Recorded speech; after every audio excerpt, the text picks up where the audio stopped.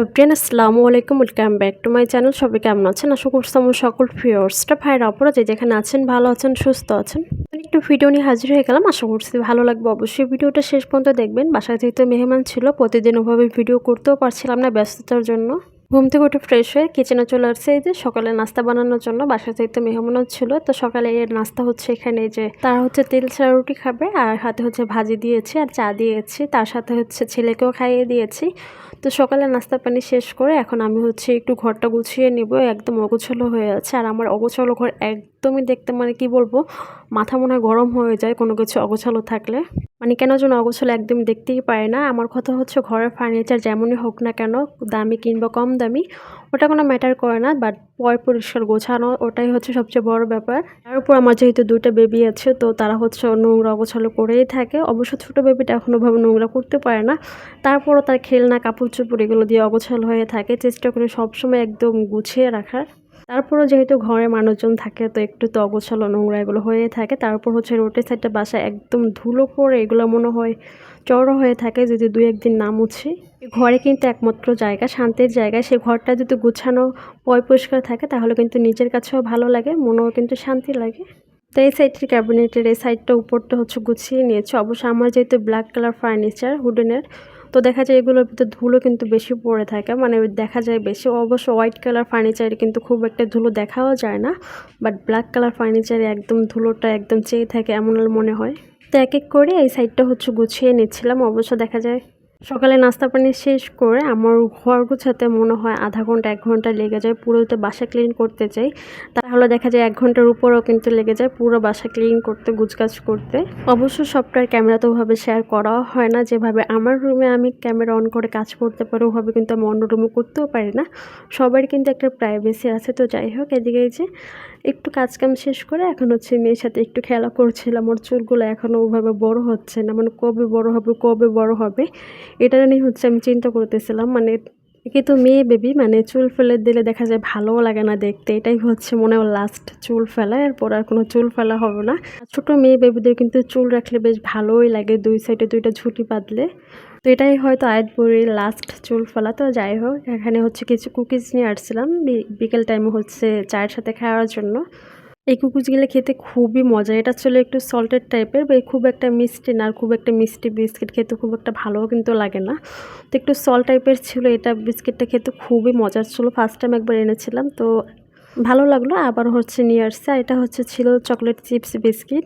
এই বিস্কিটটা খুব একটা প্রাইস না, বাট এত মজার ছিল, খুব একটা মিষ্টিও না। অনেক টাইমে দেখা যায় চকলেট বিস্কিটগুলো খুব মিষ্টি থাকে, খাওয়াও যায় না, বাট মিষ্টির ব্যালেন্সটা এত পারফেক্ট ছিল, একদম মিষ্টির ব্যালেন্সটা। আর আয়ন হচ্ছে খুব পছন্দ করে চকলেট কুকিজটা, তো ওর জন্য হচ্ছে আনা হয়েছে।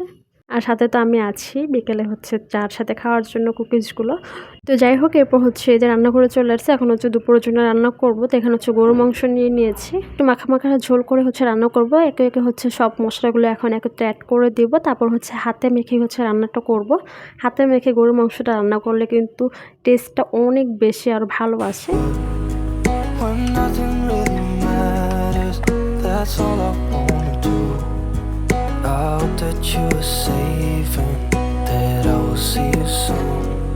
If I can lay down beside you, I will. একে একে কিন্তু এখানে সব মশলাগুলো অ্যাড করে দিয়েছি। আদা বাটা, রসুন বাটা, ধনিয়া গুঁড়ো, মরিচের গুঁড়ো, হলুদ গুঁড়ো, তারপর হচ্ছে জিরার গুঁড়ো, গরম মশলা, পেঁয়াজ, কাঁচামরিচ, মানে সব কিছু অ্যাড করে তারপর হচ্ছে এখন হাতে মেখে ভালো করে হচ্ছে আমি মাখিয়ে নিচ্ছি। তেল দিয়েছি, তারপর হচ্ছে স্বাদ মতো লবণ দিয়ে দিয়েছি। এখন ভালো করে হচ্ছে হাত দিয়ে ভালো করে মাখিয়ে নেওয়ার পালা।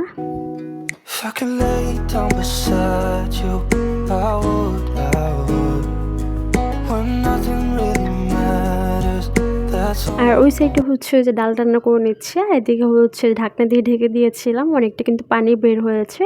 এই পানিটা দিয়ে হচ্ছে মাংসটাকে কষিয়ে নিব, আর এই পানিটা দিয়ে হচ্ছে এখন কষিয়ে নিব।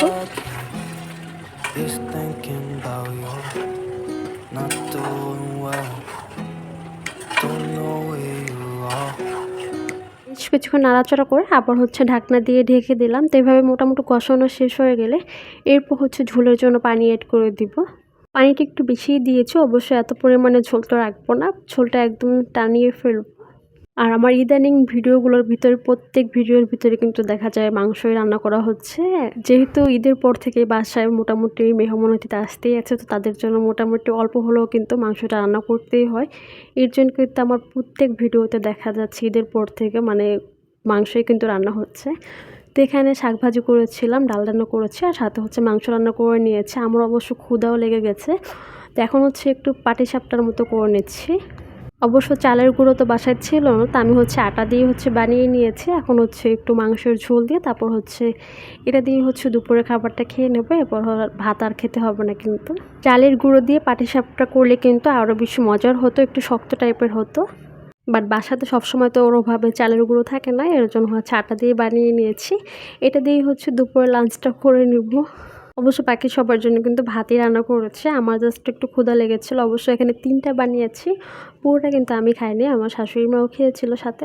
আর মাংসটা যেহেতু একটু ঝোল ঝোল তারপর হচ্ছে একটু ঝালও হয়েছিল, তো এই পাটিসাপটা দিয়ে খেতে বেশ মজারই লাগছিল।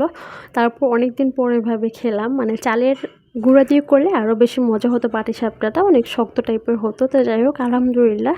আর এই যে দেখেন খাওয়ার মাঝেই হচ্ছে তিনি হচ্ছে এখনই হচ্ছে হাত বাড়াবাড়ি করে থাবা মারতে চায় এরকমের করে, ওর থেকে হচ্ছে দূরে দূরে হচ্ছে রেখে হচ্ছে খাবার খেতে হয়, না হলে হচ্ছে হাত দিয়ে একদম টানাটানি শুরু করে দেয়। এই যে আমাদের পাকনা বুড়ি, মানে যেই হচ্ছে বাইরে যাবে তার সাথে হাত পাতে বাইরে যাওয়ার জন্য, বাইরে দেখে যে গাড়ি চলে তারপর হচ্ছে আলো এগুলো দেখতে পায়, যার জন্য বাইরে যাওয়ার জন্য খুব বেশি এক্সাইটেড হয়ে থাকে। তার আব্বুর সাথে তার ভাই তারপর হচ্ছে দাদি সবার সাথে মিলে হচ্ছে বাইরে দাঁড়িয়ে আছে। তো আমি হচ্ছে বিকেলের দিকে যে একটু এখনও চা নিয়ে নিয়েছি, চার সাথে হচ্ছে বিস্কিটটা নিয়ে নিচ্ছি। বিস্কিটটা দিয়ে চা খেতে বেশ ভালোই লাগতেছিল, খুব বেশি মিষ্টিও ছিল না, তো তার সাথে খেতে বেশ ভালোই লাগতেছিল। তো ঠিক আছে, আজকের মতো ভিডিওটা এখানে শেষ করে দিচ্ছি।